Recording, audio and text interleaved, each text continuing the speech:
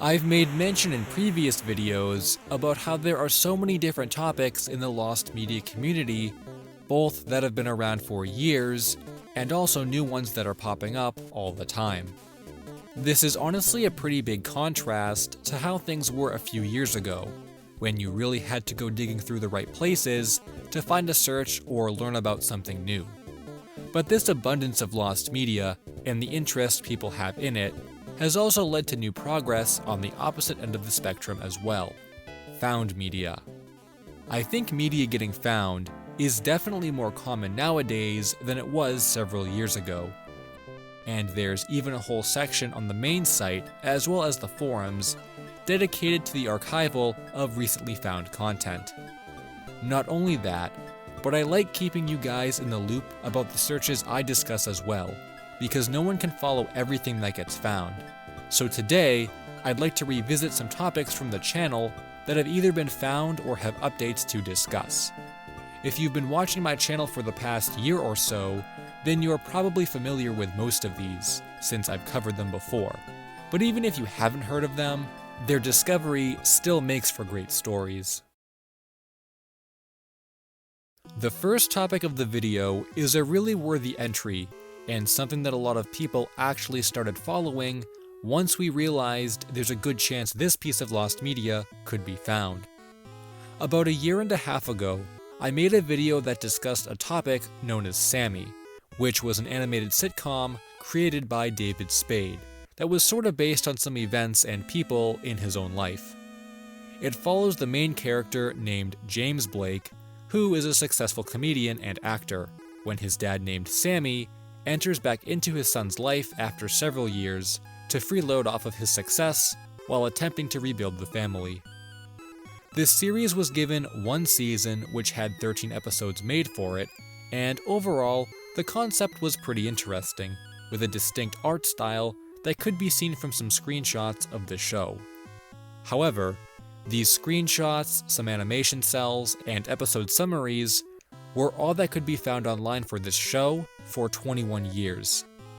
Back in the year 2000, when Sammy was being made, NBC changed direction and wanted to cut all their animated programs from the channel, which included Sammy, despite the whole series having already been made. This resulted in the show only being aired twice, with little to no promotion, and the episodes that were aired went out of the series order. It's been stated that some affiliate stations didn't even air the series at all, which meant recordings were nearly impossible to come across, and no one knew if the master tapes even existed anymore, since NBC has never re-released the series. Well, in early 2021, Lost Media Wiki contributor Matt looked into the series and made an effort to get it unearthed, to which he got in contact with a former crew member who worked on the show and claimed to have all the master tapes in their possession, but they were in storage and would need to be dug out. At the same time, I had discovered that the art director, Everett Peck, also had the masters in his storage as well, but the same issue of them needing to be dug out was present.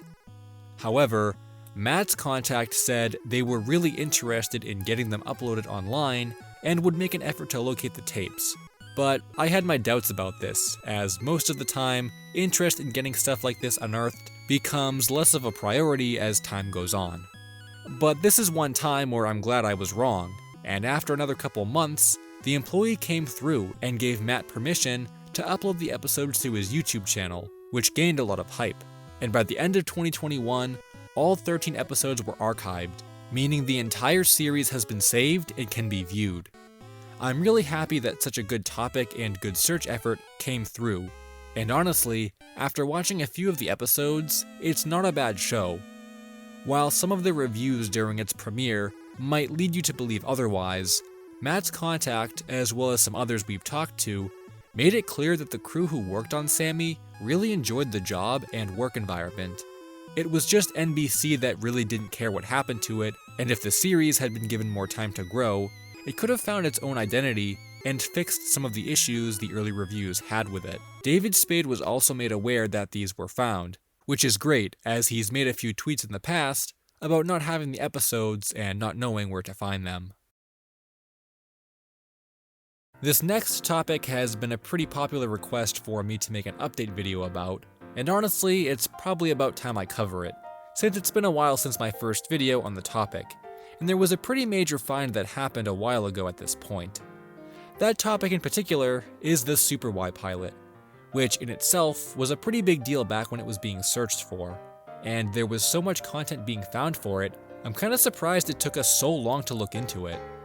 If you are not familiar with Super Y, let me explain why this pilot is such a big deal, and what makes it so different from the final show we ended up getting. Super Y is a children's show that aired on PBS Kids for many years, and was animated entirely in CGI. It has a pretty distinct style, and was really popular while it was airing, but the original vision for the show took a much different form, and doesn't really resemble the final show at all.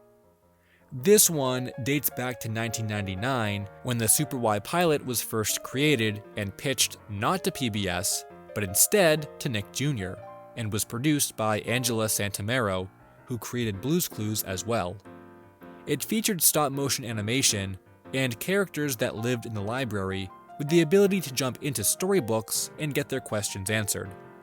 It's a lot more fantasy-inspired than the CGI show, and was even so well received that it won an award at the Annecy Film Festival. Despite the high praise the pilot received, however, Nick Jr. rejected it, the project was shelved, and no footage of the pilot is available. This is where the search began, and through some digging, we discovered a handful of screenshots, summaries, and details about the pilot, mostly from the Annecy Film Festival website, as well as the website for Cup of Coffee Animation, which was the studio that produced it. While this was great progress for any kind of content from the pilot, we wanted the actual thing, which is where the search really started picking up, when the composer of the pilot's theme song was sourced, and a website containing some of their work was discovered. Here, an unused version of the theme song that was made for the pilot was found and recovered for the community. Not only that, but a much larger piece of media was found by PDog64, who did a lot of searching for Annecy Film Festival archives since the pilot aired during this event, and he discovered a listing for the pilot in the library of a college university. While we weren't sure if there was any way to check the contents of this alleged copy of the pilot, PDog contacted the library and they agreed to digitize the file and send it over, which happened in May of last year. While the digitization process took a couple months to complete, we were all thinking that this was it, the search was going to be over as soon as we got that file. But instead, it only got more complicated. The file that we received wasn't a video file of the pilot, but rather an audio file that came from a cassette tape. This by far gets us closer to the full pilot than we've ever been, but getting the visuals would be an important piece and is where the search stands currently. It doesn't seem as though any other archives we've found have content from the Annecy Film Festival that mentions Super Y, though at one point, the Cup of Coffee website did host a couple clips of the pilot. These are no longer accessible and were apparently never saved, but there is evidence of a couple old files that used to be there. The website has been contacted before about these clips, as well as the pilot itself, but no response was ever given. I remember back in the earlier days of the lost media community, before it's as large as it is now, you sometimes had to go out of your way to discover new pieces of lost media, as the topics didn't always present themselves in an easy-to-find way. While the Lost Media Wiki itself has grown a lot over the years, I get hundreds of comments and messages that inform me of new lost media, so it's a little nostalgic to accidentally come across something you had no idea existed, and in places that you wouldn't expect to find it.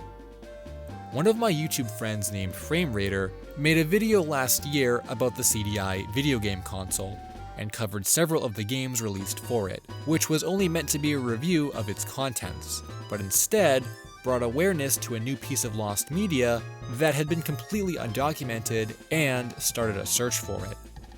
It came from a comment left on the video, which mentioned the existence of Burger King CDI games that were used to train employees back in the 90s and didn't even sound real at first. While the CDI isn't exactly known for its game library, it seemed like this person was either misremembering or trolling, that such weird content could have been made for a system nobody cared about and had gone undocumented for all these years. He showed me the comment and I did some looking into it, which is when the search began. I was able to find 2 articles that mentioned the existence of an entire Burger King partnership that saw collaboration between the restaurants and the CDI systems, as a way to train employees in a more hands-on way, rather than having them watch a VHS tape, which was more common at the time. Apparently, there were a total of 7 different discs that were made for this program, and all of them were missing, which seemed like a lot of content to have just vanished, but it was simply due to the obscurity of the CDI and how the training program wasn't widely used at every location. The biggest issue with this search wasn't the amount of missing content, but it was where that content could be, since there was barely any information about this program at all, so finding the discs seemed impossible. While I was able to find the original developer of the training discs and inform him of the search, he told me he didn't have any content from that era, and I even tried contacting a few old Burger King employees who were around the locations where the program was allegedly used, but they couldn't help either. While a couple more comments appeared over the next few months, the search wasn't really going anywhere, and it was one of those topics that I figured would just appear one day. Someone will end up finding the discs, wonder what they are, and post about them online. Which is kind of exactly what happened. Several months later, one of the discs was found, dumped, and became playable by user Kylo Kira, once being uploaded to the Internet Archive. The game came from the Home Computer Museum, which is located in the Netherlands, and makes a lot of sense, considering Philips was a Dutch company. It's really cool to see something that was only rumored to exist a few months ago actually end up being found and saved. The community was pretty hyped for this. The game itself uses a lot of FMV, which was pretty standard for the CDI, and the packaging itself is equally as standard looking. While this is only one game found of the 7 that were made for the program, it's way more content than we had before, and the fact that this was found so quickly is still incredible. It seems as though an honorable mention segment has become a recurring section in these videos, so I'll take a little time to discuss some smaller updates and news that have come about from 2 topics that are really old at this point, and in my opinion, should have been found by now. The first of these 2 is Blueprints, the pilot to Blue's Clues from Nick Jr. For nearly 2 decades, the existence of Blueprints has been known about, when clips of it appeared in the 10th anniversary special that aired on Nick Jr. in 2006. This was the first time content from the pilot had ever been seen, and the topic quickly became an interest of the lost media community once people started looking for it. I've pretty much been aware of it ever since I started looking for lost media as well, and for a long time it seemed impossible to get. All we knew is that it was shown to test audiences before the show premiered, and that Nickelodeon must still have those tapes if they used footage in the anniversary special.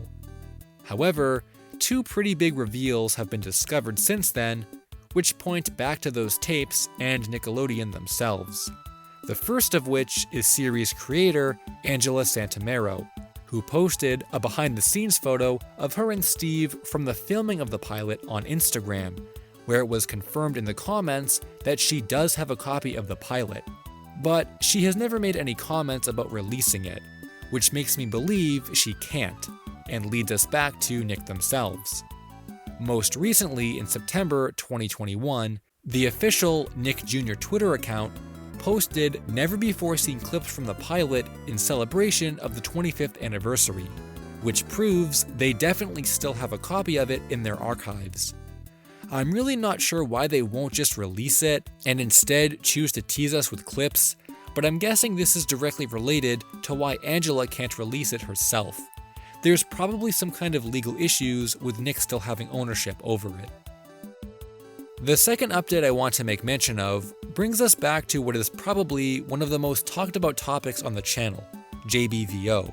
I don't have a long list of old JBVO content that's gone missing again, or a rant about how the series should be better documented, but instead, it was brought to my attention by YoshiKiller2S that one of the lost episodes was partially found by Sh53 Retro TV. And what's most notable about this episode to me are these little claymation segments that are played, which show Johnny failing with the ladies and getting punched.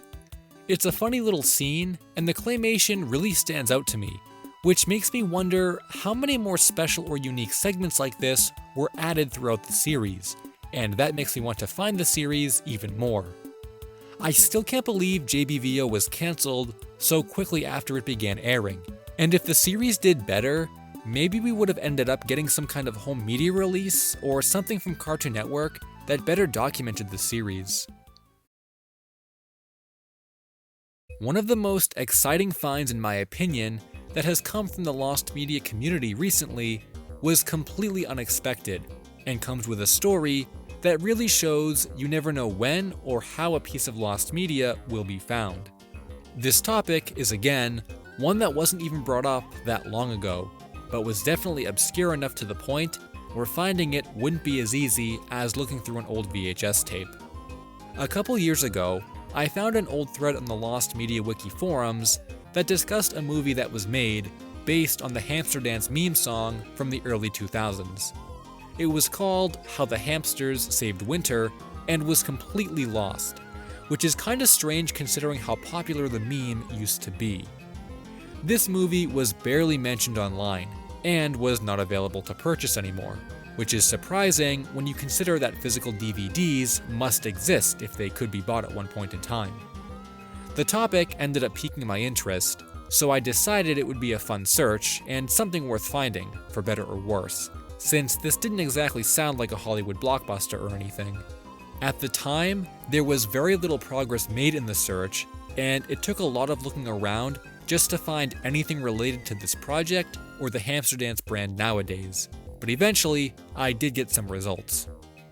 What ended up happening to the series was after its initial popularity in the early 2000s, there were several attempts to turn it into a franchise, even going as far to partner with Disney, but all of them failed, and in the end, all that was made was a direct-to-DVD movie that only sold around 2,000 copies exclusively online. This information comes from someone who owned the brand at the time, and while I was searching for the movie, I thought he might be someone who would know where to get a copy. But unfortunately, I never got in touch with him, and it seems as though he's been an elusive figure for quite a while.